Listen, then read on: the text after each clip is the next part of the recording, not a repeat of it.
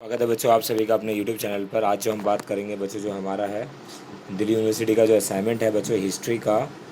ठीक है। So history India of the earliest time of the 300 BC तक का, और उसका जो हमारा पेपर कोड है बच्चों ये है। ठीक है ना। आज हम बात करेंगे। इस वीडियो को देखने के बाद बच्चों आपके 100 में से 90 मार्क्स जरूर आएंगे। इस वीडियो को शुरू से लेकर लास्ट तक जरूर देखें बच्चों। और ये वीडियो पसंद आती है तो बच्चों लाइक शेयर कमेंट जरूर करें बच्चों, और सब्सक्राइब करना ना भूलें, क्योंकि यह आपका अपना चैनल है। आप सभी सपोर्ट करेंगे तो हम आगे तक जाएंगे। इस तरीके से आपको और वीडियो आएगी। ये पूरी ग्रेजुएशन करवाने की गारंटी मेरी है आप सभी की। ठीक है ना। तो सब्सक्राइब जरूर कीजिएगा बच्चों, और बेल आइकन को दबाना ना भूलें बच्चों। ठीक है।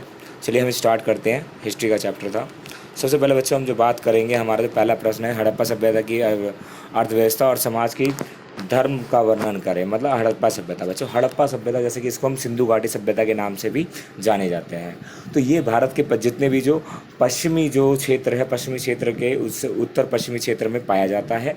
और हमारा इसका हिस्सा पंजाब का भी आता है, राजस्थान भी आता है, थोड़ा सा कुछ कुछ आता है बच्चों। आपको पंजाब के कई क्षेत्र ऐसे जहाँ पर कि पुरास्थल हमें प्राप्त, जहाँ से कई सामानें प्राप्त हुई है। गुजरात में भी है, हमारा राजस्थान में भी है, कई ऐसी चीज़ें प्राप्त हुई है जिसके हमें ये पता चलता है हड़प्पा सभ्यता रही होगी।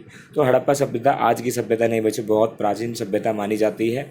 इस समय यह प्राचीन सभ्यता ब्रिटिश शासन के दौरान बहुत क्षतिग्रस्त हो गया था। मतलब कि यहाँ पे क्या हुआ, जब मुल्तान रेलवे का निर्माण हुआ तो यहाँ पे क्या हुआ बच्चों, रेलवे के निर्माण के कारण क्या हुआ, इसमें क्या हुआ, रेलवे पटरी बिछाने के जरिए उसमें इसका दिखाई दिया कि ये थी। ठीक है ना। तो साइड पे बहुत सारी चीज़ें देखी गई, इसके अंदर बहुत सारी चीज़ें हमें पाई गई।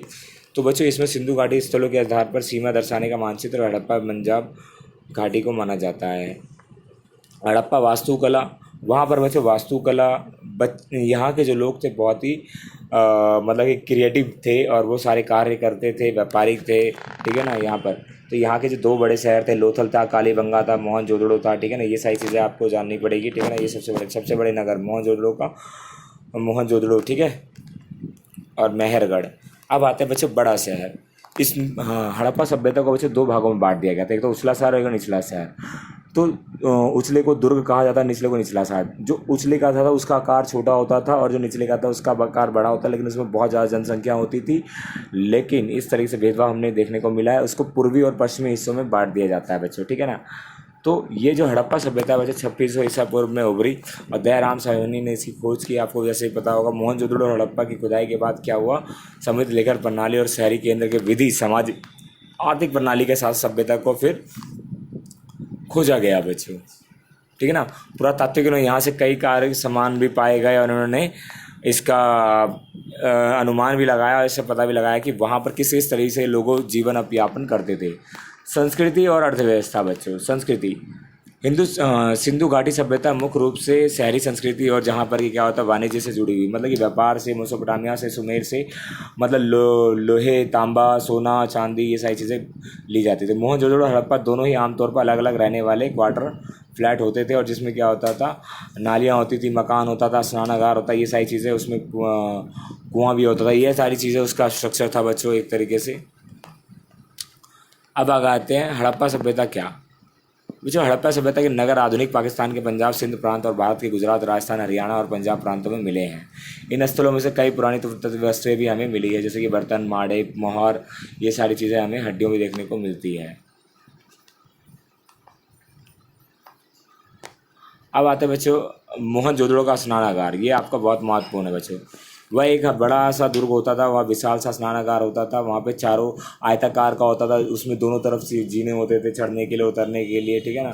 इस तरह उसके अंदर जलाशय बिल्कुल ठंडा होता था, उसमें नहाने का प्रयोग किया जाता था लोग, और वो घर के आंगन के बीचों बीच होता था बच्चों।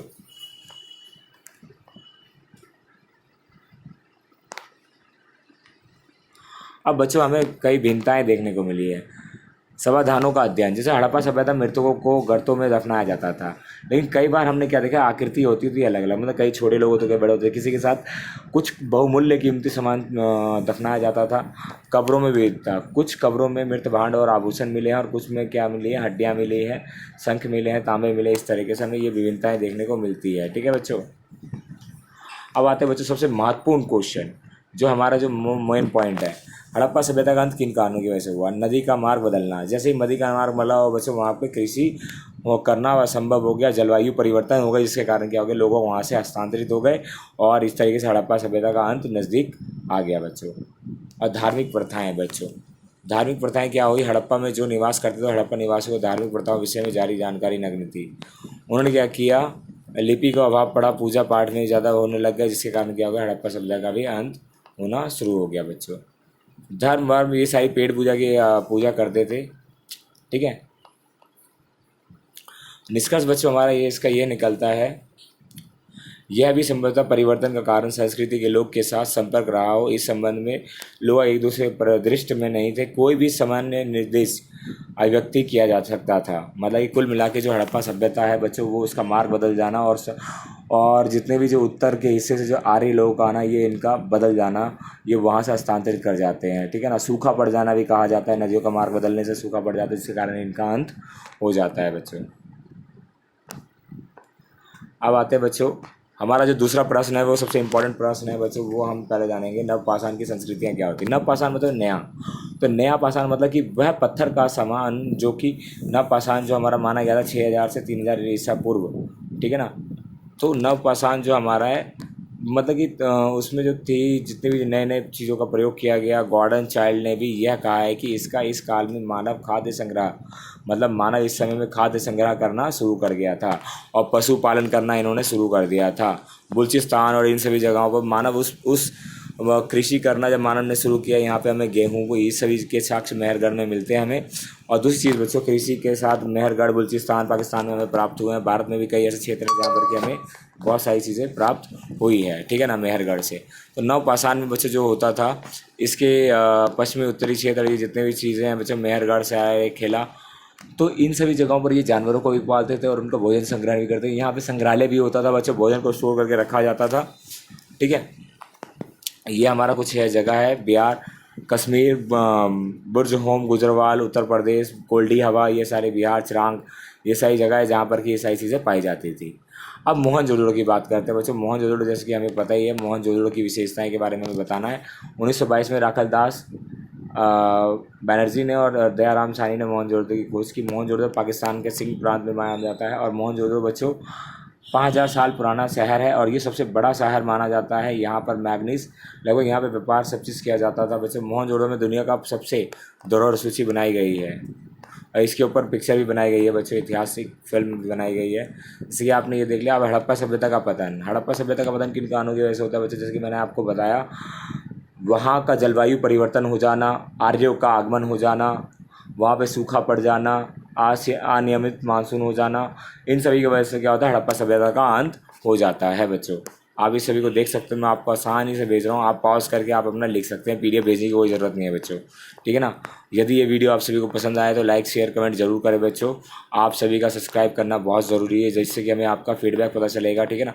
तो ये था हमारा, इसके बारे में हमने आपको बता दिया, निष्कर्ष भी आपको ये बता दिया, अंत में हमें बजाय ये सिद्धांत निकल कर आता है कि हड़प्पा सभ्यता बहुत ही वो सभ्यता जो कि हम आज उसी के आधार पर हम जी रहे हैं, ठीक है ना। तो इस चीज़ को ध्यान रखिएगा कि हमें आगे भी इसी तरीके से और भी कुछ करना है और हमें आगे बढ़ना है, हमें अपना पूरा असाइनमेंट में अच्छे नंबर लेकर आना है। इस वीडियो को शुरू से लेकर लास्ट तक जरूर देखें बच्चों। Thank you so much.